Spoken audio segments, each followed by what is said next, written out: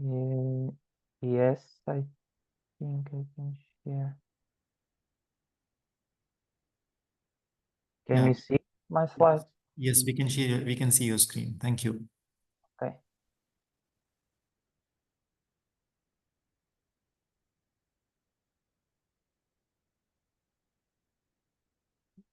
Yeah. Okay, Sandeep, let me know when to start then. Yeah, Okay. sure. We will just give a couple of more minutes, so we can start at 10:05. People would be joining in. Yeah, no worries.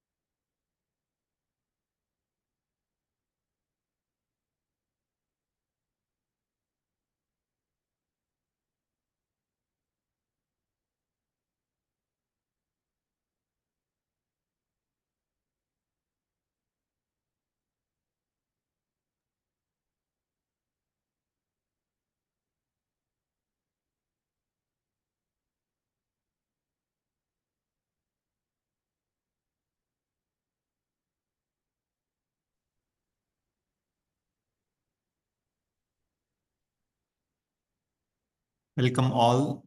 We are waiting for a couple of more people to join. We'll give another 2 minutes and then we'll start the meeting and the webinar. Thank you.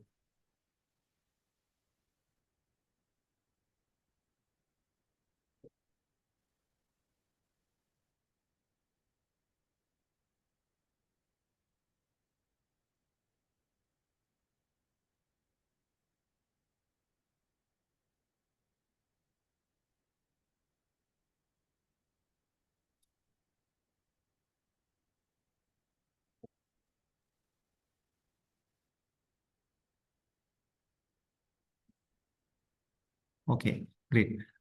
Thank you all for joining this webinar, an interesting one on robotics and cobotics.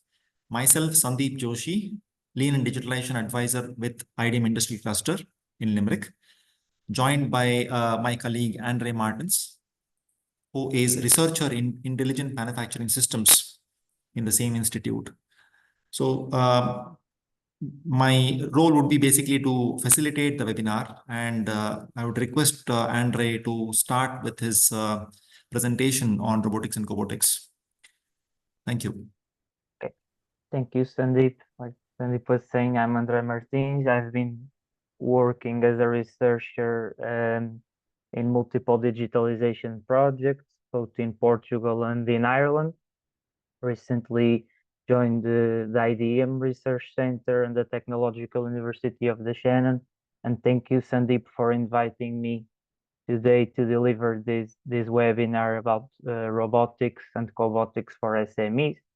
It's an introduction, an overview about types of robots, different types of robots for different tasks. I will show on each slide about each type of robots. I will show small clips with application scenarios for those robots. I will also talk about something called the end effector, or the tooling for robots, the tools, the different tools the robots can hold to perform a specific task. And then at the end, on the business direction, how these technologies can benefit your business or your production process. How do I choose a robot for my specific task? Do I really need a robot or something else? So usually sometimes people think a robot will solve all their problems on the shop floor, but sometimes you just need a classical automation system which will cost less and you can implement quicker. So sometimes you just need a vision system to quality control, for example. You don't need a robot for that. So this is just an approach I like to use at the end of the presentation. And also at the end, I will have five to, I'm not sure if it's 5 to 8 minutes video of a really interesting state-of-the-art industrial robotic application that mainly uses the same hardware we have been using for the last decades with industrial robots in car factories, but with a very complex software layer to perform metal shaping. I will go through that later. So in terms of types of robots, like I was mentioning, depending on your background or if you have industry experience or if you like sci-fi movies, you might think you might imagine different things. But today we'll not be talking about the humanoid type ones and the hybrid robots, the ones we usually see from Boston Dynamics. So we'll be talking mostly about mobile robots, articulated robots that are also called industrial robots or robotic arms. Talking about Delta robots, Cara robots, Cartesian robots, and Cobots, an advanced version of the industrial robots. So the first two, the automated guided vehicle and the autonomous mobile robot, the best way to explain the difference in navigation between them is comparing the guided vehicle as a train. So trains can only run on rail, of course. So there is a predefined path and the vehicle will be following that path. In terms of the on the mobile robot, the robot is equipped with more sensorization. Let me just reduce the sound here. AMR and AGV robots So, are used across many warehouses. yeah, this is just a clip comparing the two robots. So just to check, Sandeep, can you just tell me if you can Robots hear have been the around song? since the 1960s. Yes, we can hear you. Okay. AMRs It's not for this video, but for the last one. So this is just a 1 to 2 minutes explanation about the difference between guided vehicles and mobile robots, like I was mentioning before.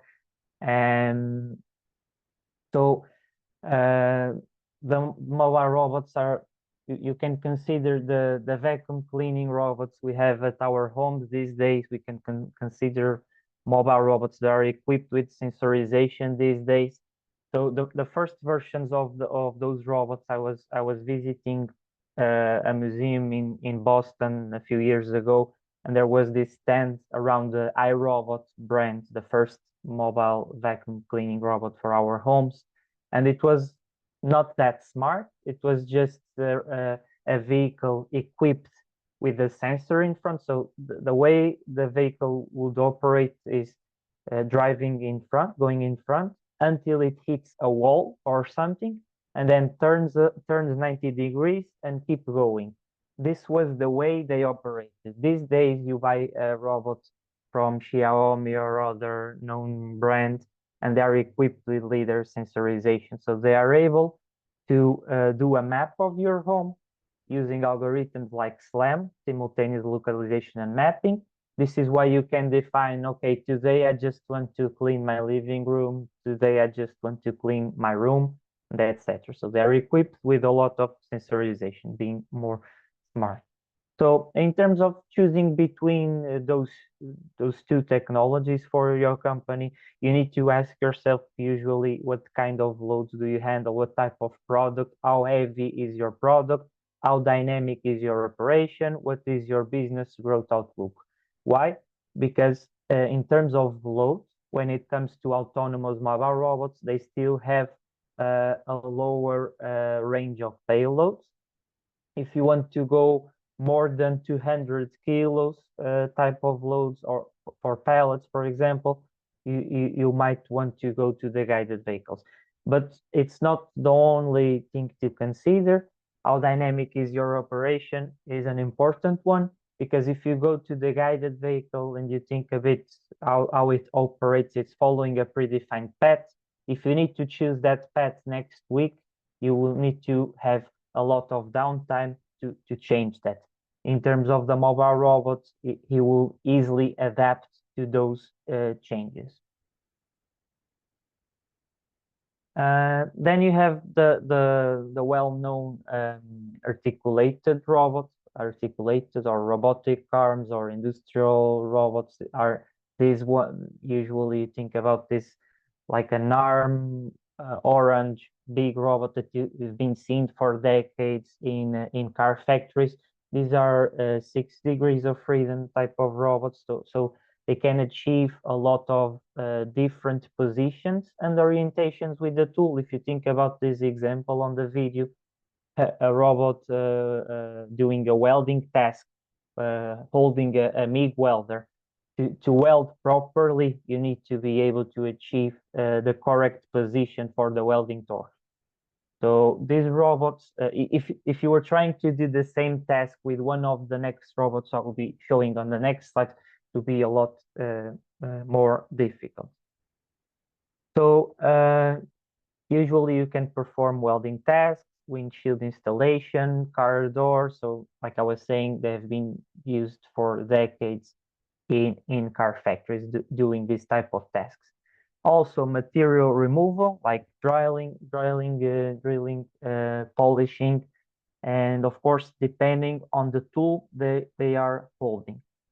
Also, a big one, machine tending, like this small video I have here. So this robot is unloading a part from a CNC machine. So this is a well-known task for industrial robots, loading and unloading CNC machines or injection molding machines. So I'm showing this small clips around different tasks and different robots, and I have some of them from Fanuc, some of them from ABB. So I'm not representing any specific manufacturer here, or I'm not trying to sell any specific robot from any specific manufacturer. But the reality is, if you are familiar with CNC machines, they Fanuc, they have been producing CNC controllers. So in terms of machine tending, I mean, loading and unloading parts from CNC machines, having a Fanuc robot, I think it will facilitate, because they have specific work, they have specific pieces of software to integrate your robot with your CNC machine. So the communication and the integration should be easier. Then you have Delta robots. So the Delta robots, they look like these small spiders. They are top mounted, and they are really good and fast to do pick and place applications for lower payloads. So not so if you want to deal with heavier products, you might think in a different type of robot. For example, this video here, you can see 3 Delta robots doing pick and place of parts. But the interesting thing here, of course, this is not a real recorded video; it's a simulation. But it's possible. It's a real scenario. So what you see here is a conveyor with multiple parts coming in random orientation and positions on the conveyor. And it's important to combine, and I think you can achieve more when you combine multiple types of technologies. So usually to do this task, these systems are equipped with cameras, with vision systems that are able to detect the position and the orientation of the part on the conveyor, and those systems tell the robot where to pick the part, the correct position and orientation. So this is another type of robot used to assemble PCBs, electronic components on PCBs, and other types of tasks, pick and place tasks mostly. Then you have SCARA robot. In this example, I think it's Fanuc robot picking some Listerine bottles from place to another. These ones, like I was saying, have less degrees of freedom, have 4 degrees of freedom usually. If you try to weld with these robots, you can imagine how difficult it will be, because the type of positions and orientations you can achieve with the welding torch are a lot less than compared with one normal articulated robot with more degrees of freedom. But they are very accurate for some tasks. They are used to on the textiles to cut fabrics for car interiors, also machine loading and unloading for smaller machines, and packaging, like this video was showing. And then you have the Cartesian robot.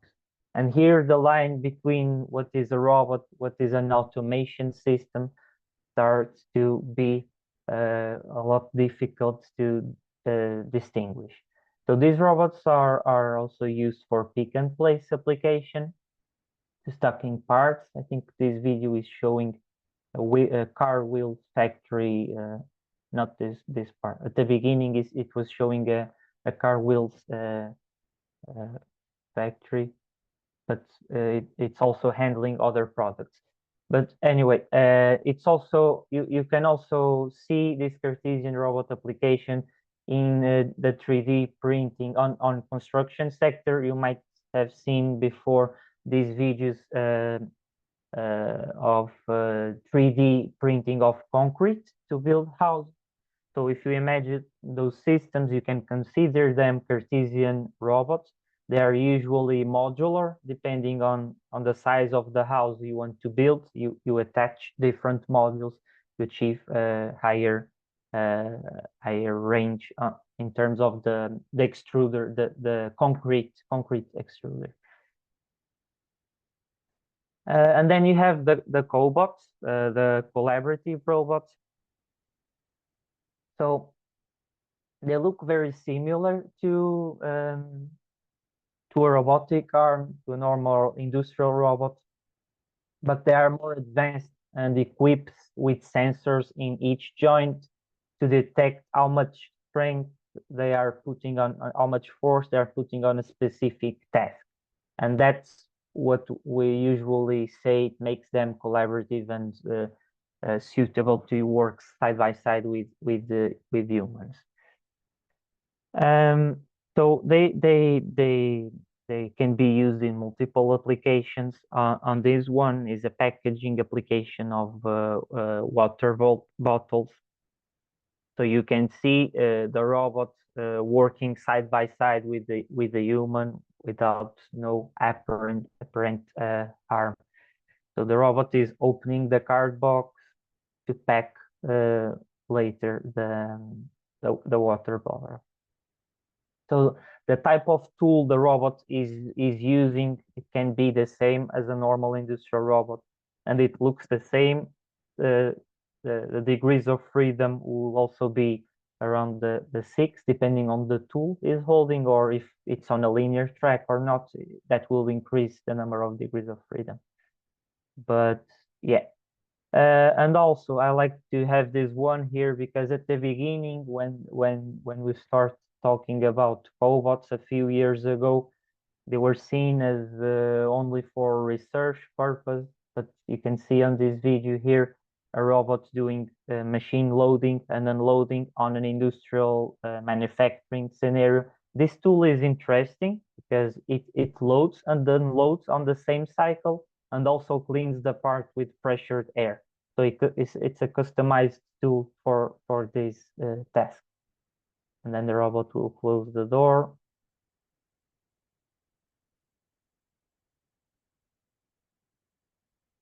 And start the CNC program. So this is just another application of Cobots. And then I usually have this video here. So when we talk about cobots and they are friendly and they can work side by side with humans, that's not as straightforward as you might think. So this is just a joke. Of course, it's a robot holding a knife to do an unboxing of a product. But of course, this is just to point out that it depends on what type of tool or product the robot is handling. Okay, so you might, if you want to implement a cobot in your shop floor, you might ask yourself, is the robot holding a dangerous object? Is it moving faster than the safe speed? Could the item slip or move in its grasp? Is there a dangerous tool the robot is holding? Have you done a risk assessment? So for this type of risk assessment and guidelines to help you go through these steps, you might want to follow the ISO standards for collaborative robots I have here. And then these two types of robots are usually compared, the robotic arm or industrial robot with the collaborative robots, which one is better for each task, or which one is more expensive than the other. This is just some points to highlight when talking about one versus the other. The robots have generally better performance in terms of speed. A big important feature, which is the payload capacity. So the collaborative robot I know that can handle the higher payload the cobot can handle that I know from universal robots is the UR30. It can handle up to 30 kilos. Okay, so if your product has more than 30 kilos, you might want to consider a different type of robot. For example, a normal industrial robot can handle more than 300 kilos. In car factories, they have all these options, especially for those heavy tasks. So it's something to consider. Better accuracy and repeatability is also something to consider. You need to also consider that a normal robot needs to be within a safety cage. So because they cannot feel how much force they are putting into some task, they need to be inside safety cages. So building those safety cages, it will also cost you money to your company. So it's not when you compare the price of the just the arm of the, probably the cobot will be more expensive because it's equipped with more sensorization. But if you consider all the costs about the normal robot, like the safety cage and all that, and the floor space requirement, because if you need to have a safety cage, it will take more space of your shop floor. So you need to consider all these different things. And then we have the tooling, the tools the robots can hold. Those tools will be specific, choose for the task you want to perform. So you have the grippers, can be pneumatic, can be vacuum gripper, can be any type of gripper, customized gripper. You can have welding torches, so you can have MIG welding or spot welding for car panels, like the one you see here on these two pictures. And you can have also material removal tools, so usually rotary or vibratory tools that can be calibrated to remove material from your product. It's a challenging task to do with the robot, do polishing type of job. And then you have the tool changers. So the tool changers work similar with the CNC machine type of tool changer. So you have a specific location on your machine or close to your robot on this scenario that will hold 3, 4, or more tools on the predefined place. And then depending on the step you are on your production process, the robot will go and pick the right tool for the job automatically. So there is an attach type of mechanism that will do that for you. And then you have the customized tools. You can see the picture there on the right, those 3 blue rubber fingers on a whole bakery. So this one was mentioning by a co-worker that has a family type of bakery, and he was looking to automate some of the steps on the bakery, and this is a specific tool for that purpose. Of course, also the 3D printing technologies, if you are trying to develop a customized tool, it can help you a lot, the 3D printers, to do the first prototype. On our research lab, we do that a lot. Instead of going and doing a mold or using a CNC machine to have our tool, we usually go through the 3D printer for the first prototype. So it can be very, very handy, and having 2 or 3 hours later, a first version of your tool to test with your robot. So I was talking here mostly about types of robots in terms of hardware, but the programming of those robots, it's also very important. It's a big part of operating a robot, how you program it. So you can have mainly 2 options here, offline and online programming, both of them with advantages and disadvantages as always. So an online type of programming, the robots needs to be taken out of action to reprogramming usually, so you will have some downtime to reprogram the robot. So examples or types of online programming are the teach pendant one. So we call the teach pendant something that looks like a tablet. When you buy a robot, you usually buy it's included the robotic arm, the controller, and something that looks like a tablet. Usually it's a touch screen these days, but previously it would be a joystick with some mechanical buttons. But what you can do with the teach pendant with the joystick is you move the tool to a specific place on your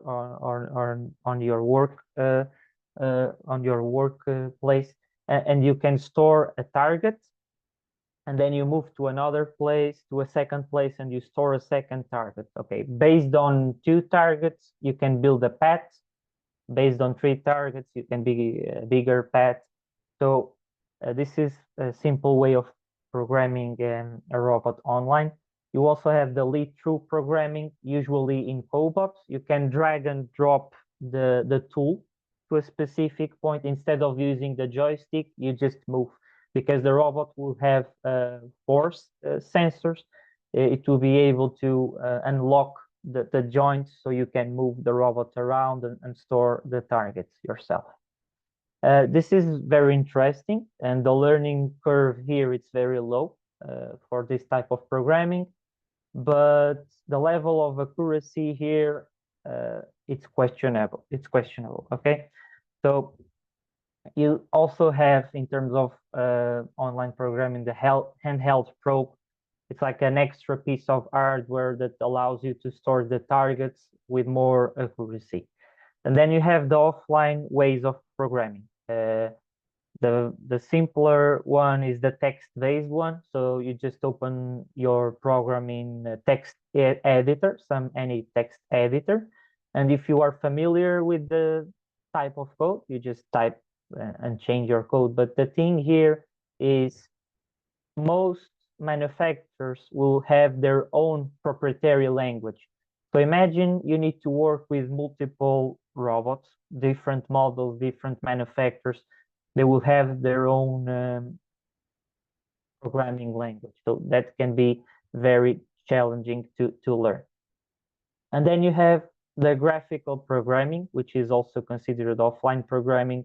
This is usually used because it's like a 3D environment of your factory or your company. You can upload objects you have in your shop floor. You upload the robots in real scale.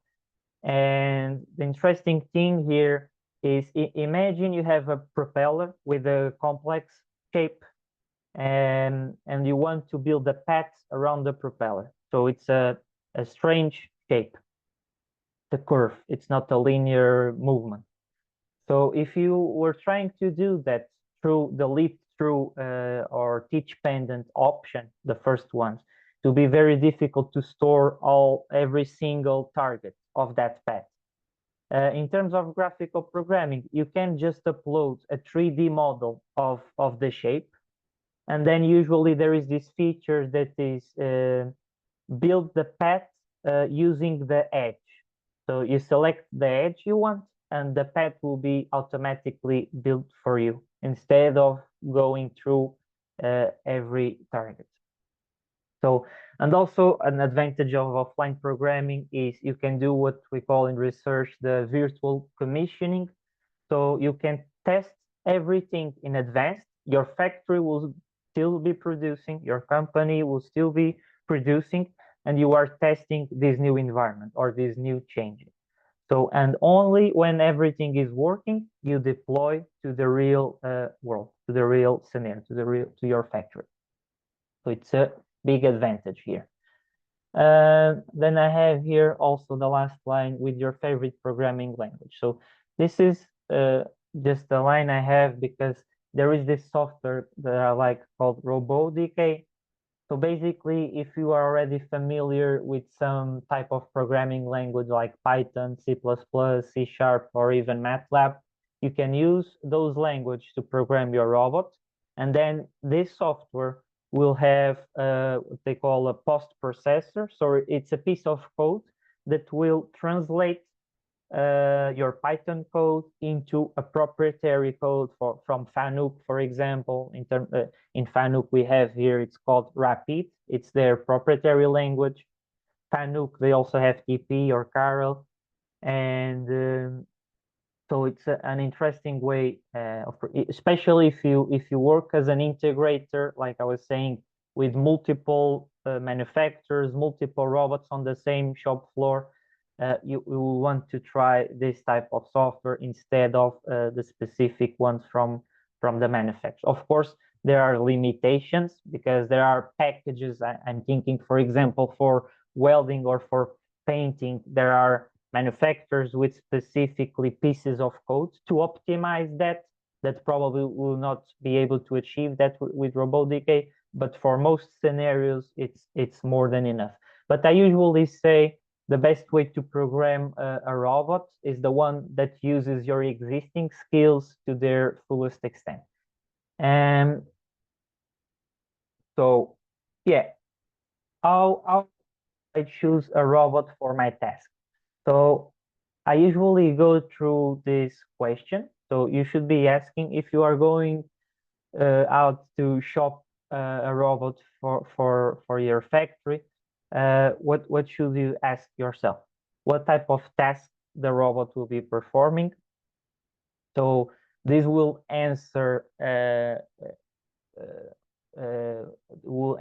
to which type of robot I will be choosing, because imagine, for example, for the industrial robot or robotic arm, the same robot will have a version for clean environments. For example, if you are working in pharma or health related types of companies, you might want to go to a clean environment version of the robot. It will usually cost more because there are some differences on the way they are built. Also for welding, there will be these special textiles around the arm that will protect the robot from paint and weld. And also what are the size, shape, and material properties of the products. So this will answer to questions like the payload. So you need to look at the payload. So if your product is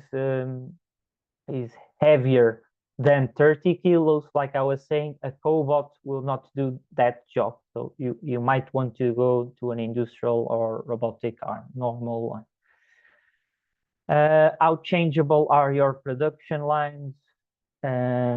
Do you need to be able to program the robot easily? Also, if you already have some in-house knowledge in terms of programming, like I was saying, if you have someone that knows already Python, the RoboDK might be a good option, but you may have someone with previous experience with other proprietary programming. So these are all questions to ask when going to buy a robot. If you use this link here, robodk.com library, so of course this is related with the programming tool I was mentioning, but this library is very interesting because it's a summary of every robot that exists out there with the main characteristics like the payloads, the repeatability, the degrees of freedom, 4 or 5 features.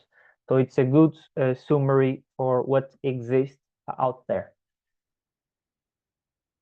And then I have usually this slide here. Do I really need a robot or something else? So on the left image, you have an articulated robot with a gripper. So this robot will be able to do a pick and place task as well as the machine on your right, the industrial automation one, based on pneumatics and mechanical and metallic profiles. So I'm not saying one is better than the other. It depends on your process, what you want to achieve with automation or a robot. I just have this slide here. So you might want to reflect before going for a robot. It will not solve all your problems. So an industrial automation will, like the one you have here on the picture, will also do the same task, like pick and place. So, and it will cost you less than a robot to do this, probably. The thing is, if you consider in 1 week time, your process will be changing somehow, it might be easier just to change the software in the articulated robots, and it will be doing a different task. But if you try to do that in an industrial automation version, you need to change all the mechanical parts because the profile will not be already enough to achieve a far location, or the tool will be different. So all these different things to consider, or you might even need just a camera for quality control or other type of technology. So just so you can think about this. And one of my last slides. So this is I think 6 to 7 minutes type of video. I think we still have time. If not, Sandeep, you can interrupt me on this video. But this is a really interesting state-of-the-art application from a company called Machine Labs. So they are using 2 industrial robots from KUKA with a very complex layer of software, which is the main innovation here, to do metal shaping. To take just 4 seconds to go through this ad, and then I can keep, I guess.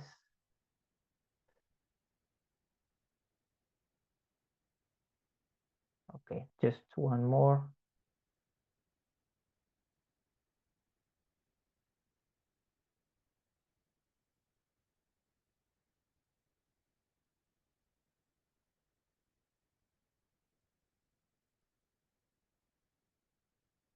Okay, this is also a robot. So the ad is about the robot. So you can tell what type of search I've been doing on YouTube, but this was not the video I want to show you. But because it's just a few seconds type of ad, I will let this guy finish because I'm not able to skip for some reason. Yeah, maybe. Okay, now it's okay. Sorry, Sandeep. No problem. I was skipping on the wrong screen. just to software changes. So could you increase the volume if possible? Yeah. Yeah. And nothing in the factory changes, just to software changes. The best analogy is what a potter does to a clay bowl, but we're applying that same analogy to a sheet of metal that requires a lot more force to be deformed.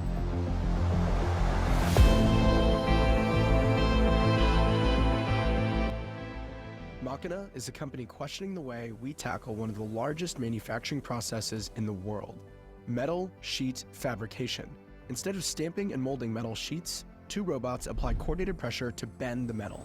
It's actually very quiet, but while I was standing next to these massive robots while filming, I could sort of sense the power behind them.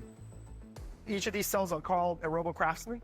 Craftsman can pick up a tool, apply it to a material differently, and make all kinds of different parts and different types of processes because it has a creative mind. The same tool can be applied one day to turn a flat sheet into a shield. The next day you can apply it to a rod of material and turn that rod into a sword. This is what these robots do. Basically, through just software instruction, they can do different types of parts. There's two robots on both sides, very accurately applying a lot of force, sometimes as high as a weight of a truck, sometimes 20,000 newtons to deform a sheet into shape. 20,000 newtons around 5,000 pounds. While filming, I wondered what inspired Ed to get all the money and people together to build and develop this new kind of fabrication system. When I was at SpaceX, I found this very challenging issue we had, which was every time you have to manufacture a part, a physical part, you pretty much have to build a factory for it. There's a lot of tooling, a lot of machinery that goes into the factory that are very specific to the type of parts you manufacture or the type of geometries, the type of material you're manufacturing. I got really excited about 3D printing because 3D printing had this promise of you can change your design, you can change your geometry without having to change your factory. But while I was there, I realized that there's a whole lot of other types of parts that we have to manufacture that 3D printing cannot do. It was not within the reach of 3D printing. So we started Machina to kind of create that overarching automation that allows us to form different types of parts, different types of processes, different types of geometries without having to change the factory. I think every successful team I've worked at, either be it at Microsoft and Google or at SpaceX, was all about there's lots of unknown unknowns, iterate, build product fast, put it in the hand of your customers. And the shorter you can make that cycle, the more likely you have a successful product. Sheet metal forming is the largest metal processing sector out of all. It's a $280 billion industry, right? So most of the parts you see day to day are sheet metal parts. From when you're sitting in a car in a freeway, you're like in a sea of sheet metal formed sheet metal parts. You're sitting in an aircraft, it's like a sheet metal can. Same thing with rocket exteriors, right? So the biggest metal processing sector, but today doesn't have a very agile way to make these parts. If you want to form these parts, you have to go create dies and molds and stamp it, which requires hundreds of thousands of dollars investment per part and sometimes 50 weeks of lead time before you get your first batch of parts. The initial kind of format of the process is called incremental forming because you're incrementally forming a sheet into shape. Academics have been working on this, I would say, since like 70s, 80s.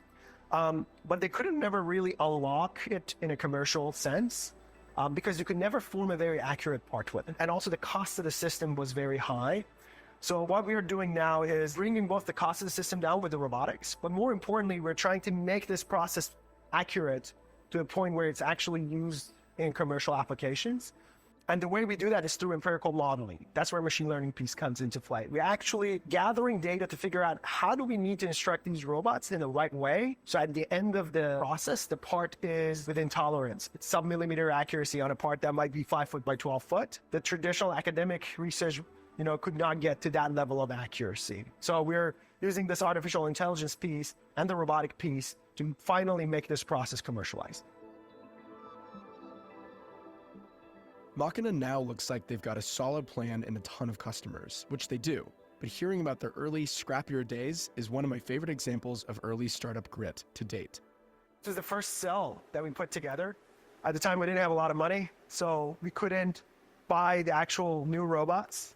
And also the lead time would just not work for a startup because it's like 6 or 7 months of lead time and our runway was, maybe like twice that.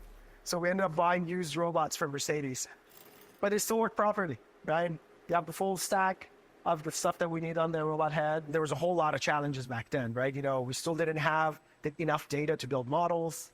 Robotic piece was still not as accurate as we wanted it. So there's a lot of human intervention early on, sitting by the cell, sleeping next to it and controlling it manually until we formed the right part. and then slowly and incrementally, constantly iterating on the cell and developing the next version. Like one of our main strategies of development was like, get to test things as soon as possible. So we like very early on, we made a lot of choices in terms of like really do stuff in a hacky way so that we can get to results. Initially looked at this machine, was like, it was magical for us. It could form anything. Now it's like, I think to some extent it's trivialized for us. We're like, oh, it just forms parts. It was good to see that there was a day when I look at some of the pictures of the parts that this machine made in early days. We had to make like 25, 30 trials to even get the part to the rough shape that was correct.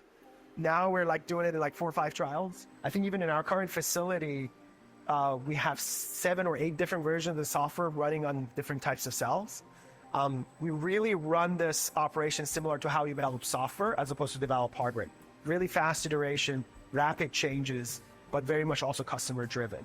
So we can kind of incrementally provide value for the customer. Our main business is building the machines, right? So you can actually see one of the more machines here. This is our version 3. This is what we sell. So a lot of our customers come to us to initially do a proof of concept, develop a part, but eventually they purchase a cell and we ship it to their facility. So our biggest application today is for Department of Defense, repairing and sustaining aircrafts. Like we have like 50, 60 different aircraft platforms, and some of them are 70, 80 years old.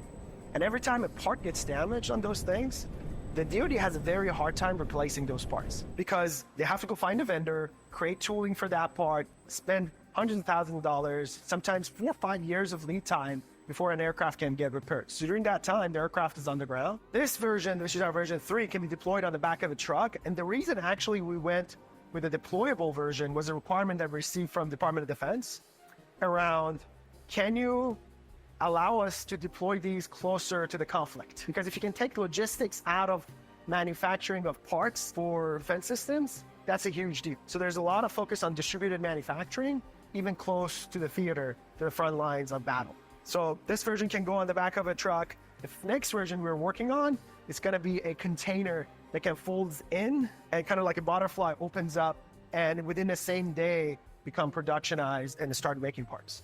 Yeah, so this one is actually about to form a part that we're doing for NASA right now. It's going to be a component of a toroidal tank. This is actually an interesting part because back in the 50s and 60s, they used to use these skilled craftspeople, sheet shapers, that will use hammers and bump forming to form them into shape and then weld these pieces together to form a tank that looks like a donut that you could use for the lunar lander. But then those people kind of passed away or they retired, so we don't have that skill anymore. So with our technology, we're bringing that back. So we can actually form those toroidal tanks the same way craftsmen would form it, but using robots. Most of the parts that we do are pretty large. From parts, like I said, we're doing for a tanking space tank that we're working with NASA to a car door. This is actually like an application that I'm super excited about.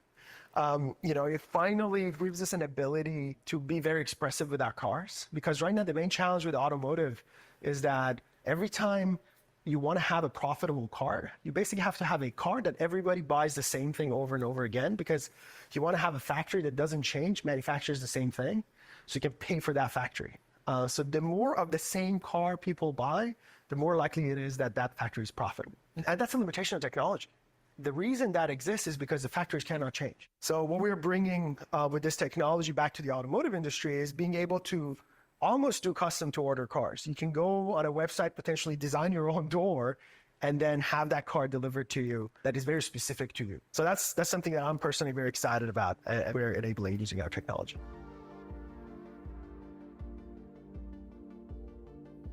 In manufacturing, a lot of times the same part needs to go through multiple processes. What we're trying to do is sorry, Andrew, I think we have 10 more minutes to go. Yeah, sorry, Sandeep. This was just 1 more minute, but I think the main thing I want to share with this idea, it was already watched on the video.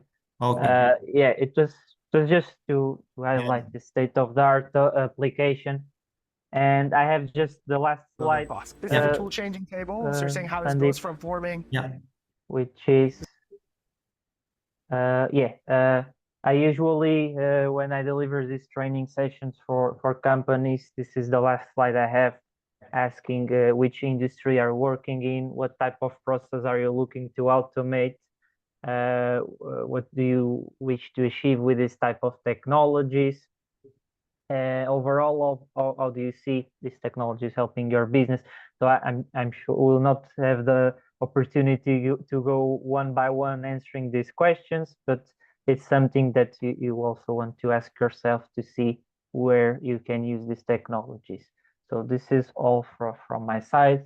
Thank you for your attention, and if you have any questions, just let me know, Sandeep. Great. Thank you so much, Andre, for a very insightful presentation. I hope all the attendees enjoyed it.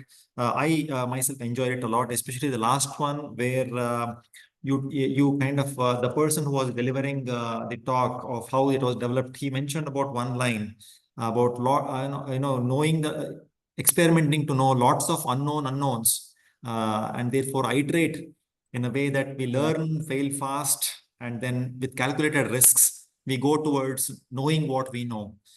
So it's kind of a book I'm reading to relate with as a minimalization, principle of deduct everything which is known or which is unknown, so that we just pass it on to the next level towards the knowns. Thanks for that. Also, thanks for covering the multiple things in terms of how the robots are chosen, what the SMEs could do to start with, what is the learning curve in terms of technologies available, especially the robotic, I think, which you mentioned, and also in terms of robots and cobots, how they could work, what they could adopt to. What are different types of robots you mentioned about, and then SLAM, which is simultaneous location and mapping, which is also very useful. There are a couple of questions. We will wait for a minute for the audience to ask. And in case if they are having or thinking about the questions, I have a couple of them. I could kind of start with them. So Yeah, audience, you can unmute yourself and then ask questions if you have any questions to be asking.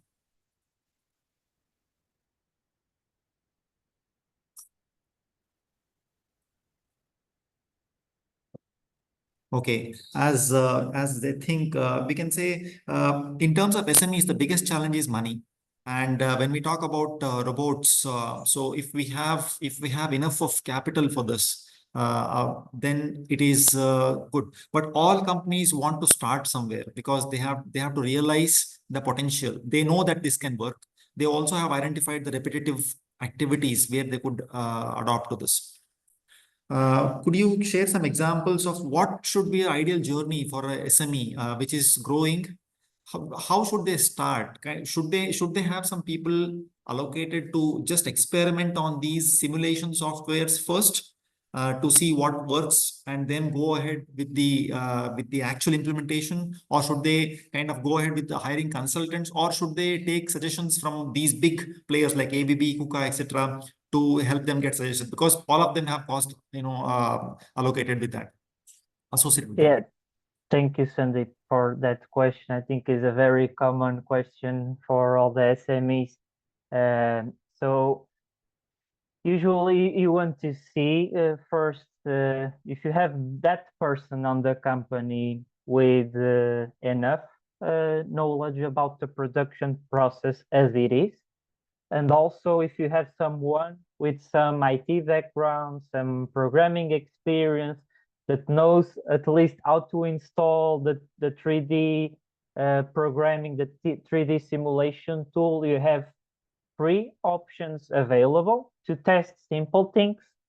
And then if you see you are doing some progress on the direction you want, you can go for the paid ones. In terms of choosing the first robot for your factory, most of the SMEs will be going for a cobot, probably, mainly because of 2 or 3 things. So cobots are usually easier to program. You can use the lead-through approach by moving the robot around and storing the targets. Also, the machine-human interface, so the touchscreen type of tablet, the environment is usual. The graphical environment is usually a lot user friendly. So the learning curve initially it's a lot lower, even though the arm can be a bit more expensive than a normal robot. You also need to consider you can be around the robot. You can be around the robot you can reprogram the robot easily to do a different task in 1 month time. So I would say, and you can install the cobot in top of a mobile platform with wheels, so you can move around your factory. Like our coworker, I'm remembering from the bakery, so he has multiple tasks to do on the bakery, and the solution was a cobot in top of a mobile platform that will allow him to have multiple programming routines that the robot can perform during the same day. So instead of having multiple robots, so for SMEs, I would say that's the way to go. Okay, thank you. Thanks, Andre, for a detailed answer. We'll wait for a couple more minutes in case people have questions.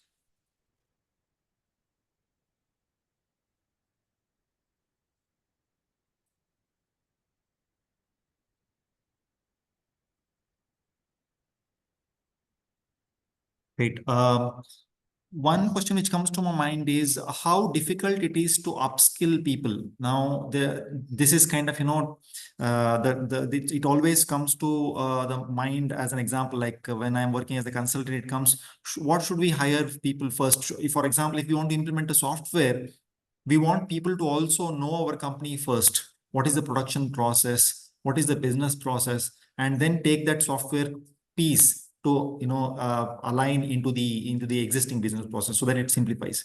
Similarly, for a robotic thing, how should SMEs go about in terms of hiring skills? Because it's very difficult to find people who have both these skills together.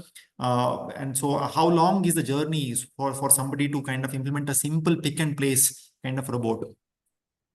Okay, thank you, Sandeep, again for the very interesting question.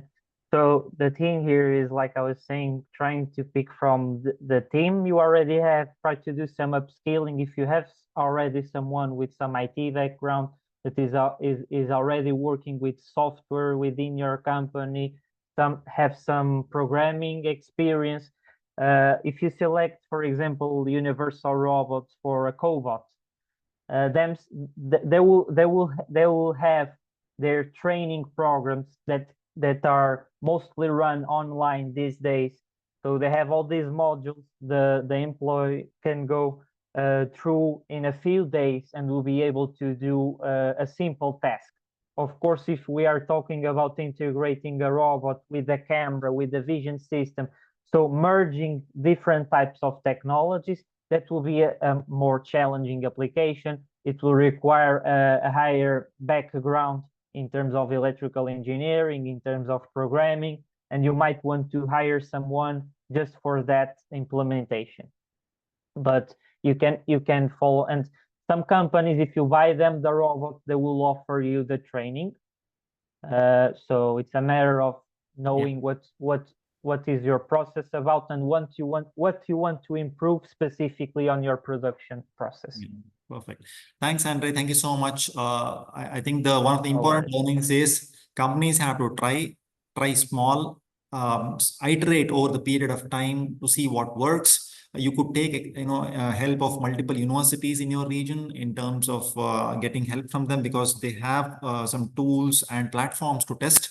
And therefore, it will be very helpful to start with and grow faster. Thank you again, Andre, and thanks for all participants for participation in this webinar. Hope you all enjoyed. We were able to complete on time. Thank you so much. Have a good day. Thank you all. Have a good day too.